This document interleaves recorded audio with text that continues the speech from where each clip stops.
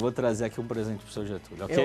Eu acho que é mais fácil ter a Terceira Guerra Mundial, hein, gente? Tá bom, ó. Não creio! Ó, Nem eu. Agora a gente vai falar com Juarez Torres, psicanalista. Isso, entrevista Vai no ser estúdio. um bate-papo muito legal. Já pode Vamos entrar lá. aí, Juarez. Vem aqui, meu amigo. Tudo bem? Tudo bem, Paulo. Como é que Beleza? você tá? Bem. Cheiro. Bom, primeiro, queria que você se apresentasse. Bom, eu sou o Dr. Juarez Torres, psicanalista clínico, líder das clínicas Londres Sun Saúde Emocional, e o psicanalista trabalha com o inconsciente. Ele trabalha com aquilo que as pessoas não conseguem enxergar. Vamos falar aqui na câmera 3, para a gente ficar mais junto. E eu queria... o que o psicanalista hoje, ele muda na vida comportamental da pessoa? Bom, primeiro que o psicólogo é aquele que trabalha com o comportamental. Eu trabalho com o inconsciente. Tá. Nós somos formados por 10% consciente e 90% inconsciente. Por isso, muitas vezes as pessoas dizem assim, eu já fiz tratamento e não deu resultado. Se o seu problema é no inconsciente, você precisa de um psicanalista clínico, com certeza. Essa é a minha função, fazer a pessoa enxergar o que ela não vê, reordenar a vida dela para que realmente ela possa atingir os objetivos na sua saúde emocional. Legal, ó, o que eu acho é que existe uma grande dúvida de todo mundo, que é educar os filhos. Toda hora a gente pergunta se está fazendo certo, se está fazendo errado. Às vezes a criança tem um pouco de birra, né? Que você vai lá dar uma bronca nela e ela se joga no chão. A gente chama isso de síndrome de reizinho. Quando os pais não assumem o controle da educação na raiz, eles não vão obter os resultados que eles poderiam ter. De 0 a 2 anos, a criança não entende absolutamente nada. De 2 a 4 anos, ela começa a entender as instruções que são dadas para a criança. A partir dos 4 a 6 anos, ela coloca em prática. Dos 6 aos 8 anos, ela vai começar a questionar os ensinamentos que são dados para ela. A partir daí, se você fez um bom trabalho, você vai alcançar um ótimo resultado. Mas se você não faz um trabalho na base, com certeza essa criança não vai ter consciência, unidade, cidadania, patriotismo, respeito às escolhas individuais. Por isso que hoje em dia nós lutamos para poder criar conceitos que não foram feitos na base educacional. Olha, então qual que é a melhor forma de impor limites? A gente pode colocar de castigo? Quais são as regras para poder ensinar, por exemplo, a criança de 0 a 2 anos? Então, primeiro que de 0 a 2 anos a criança não entende quase nada. Ela age por impulso e em torno de tudo que ela vê, ela quer experimentar, conhecer, tocar. O que nós temos que entender é que nós temos que, desde cedo, trabalhar essa criança, justamente para o período que nós temos de 2 a 4 anos, quando ela começa a ter uma percepção mais clara do que ela deve fazer, perceber o ambiente em volta. Uma das coisas muito importantes para os pais é se tornarem referencial do que é certo. Ninguém é perfeito, mas nós temos que criar os conceitos para que a criança veja nos pais um espelho. E quando o pai e a mãe pedem alguma coisa e não se torna espelho, Paulo, é o grande problema. Por que esse é o grande problema? Porque realmente a criança vai dizer, mas você não faz isso, pai. Vamos pegar a questão mesmo que você muito bem colocou aqui, da problemática da sujeira após uma festa universitária. Se o próprio pai não é referencial para poder cuidar da cidade, como é que ele vai exigir de um filho isso? Então nós temos que entender que a primeira dica é exatamente essa. Muitas vezes temos que dar para os nossos filhos algo que nós não recebemos, mas que é muito importante. Nós temos consciência. Não podemos exigir que a criança tenha uma consciência adulta, mas não podemos deixar a criança ser o reizinho da família, fazendo pirraça. Disciplina é importante. Bater, espancar não é a melhor resposta, porém muitas vezes é necessário umas palmadinhas, certo? Sem excessos. Por quê? Porque muitas vezes o adulto, ele acaba fazendo exatamente isso. Ele transfere sua frustração para uma criança. E no processo educacional, onde um pai tem que trazer segurança e uma mãe tem que trazer acolhimento, quando isso não acontece, a criança fica perdida. Não tendo referencial, ela não consegue ter um padrão educacional elevado para que ele possa também se desenvolver como ser humano.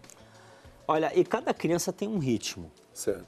Né? Os pais têm que observar isso antes de cobrar também. Eu acho que, por exemplo, a criança que deixa de usar fralda, por exemplo, ela... às vezes o pai chega e fala, não, precisa tirar a fralda agora. Às vezes ela tem um ritmo que não é o horário ainda. Às vezes a criança, ela quer... Tem gente que toma leite até os 7 anos, né? Na mamadeira, tem criança. Cada uma tem um ritmo e o pai precisa entender isso. Claro. Eu acho que todos os pais têm que entender que realmente cada criança tem um processo individual de captação, de conhecimento, entendimento e compreensão. E muitas vezes os pais erram quando eles dizem assim, ah, mas meu pai me educou assim, eu vou educar dessa forma. Os padrões, não é que eles mudaram. O que é bom é alicerce, mas nós temos que entender exatamente que a quantidade de informação que hoje uma criança que recebe um celular muito cedo, ela acaba não tendo percepção realmente daquilo que vai trazer um valor agregado de conhecimento para que ela desenvolva a sua personalidade. Nós estamos alimentando a frieza, a insegurança. Por quê? Porque hoje os pais dão um celular, por exemplo, para a criança ficar quieta. E não tem essa interação com o filho ou com a filha para desenvolver o seu potencial. Então, muitas vezes, nós queremos impor algo para a criança que a criança precisa, no seu ritmo de assimilação, de conhecimento, realmente se posicionar para receber dia a dia, no seu desenvolvimento, a quantidade de informação que ela possa assimilar.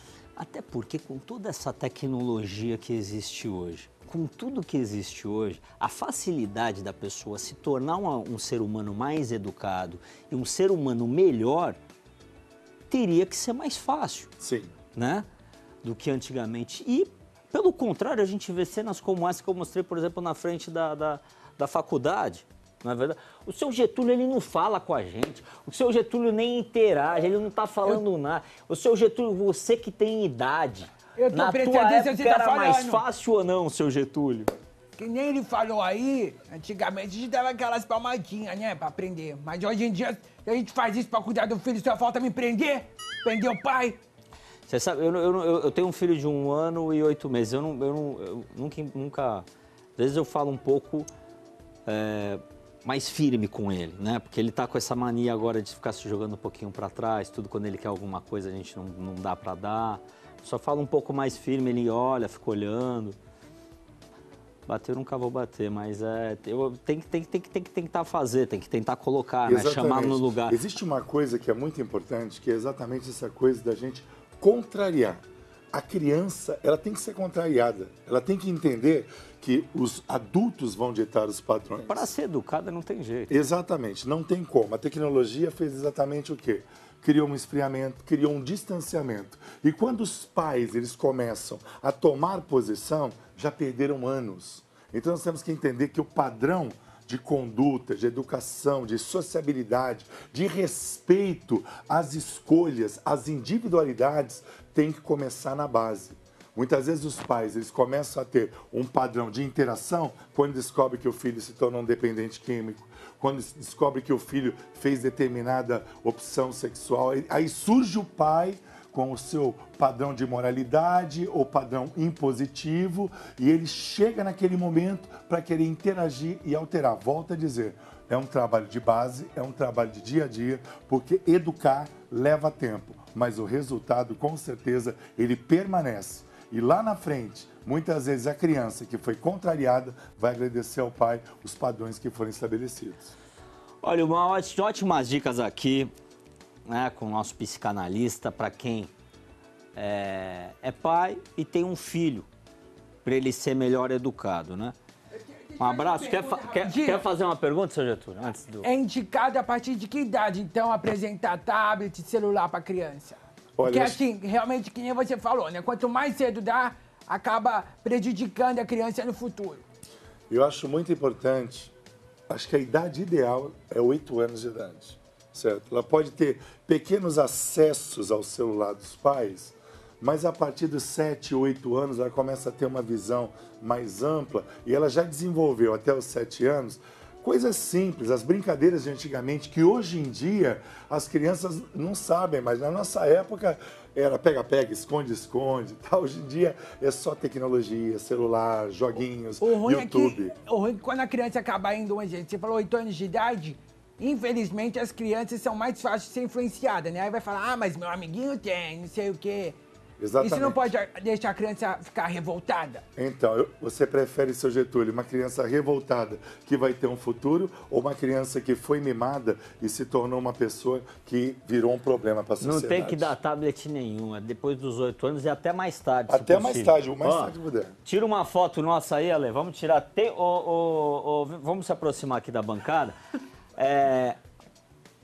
Ô, Sasquatch, você tem um barulhinho da foto aí? Tá bom, vai lá. Tira outra. Alô, um abraço, Torres, valeu. Tchau, tchau, viu?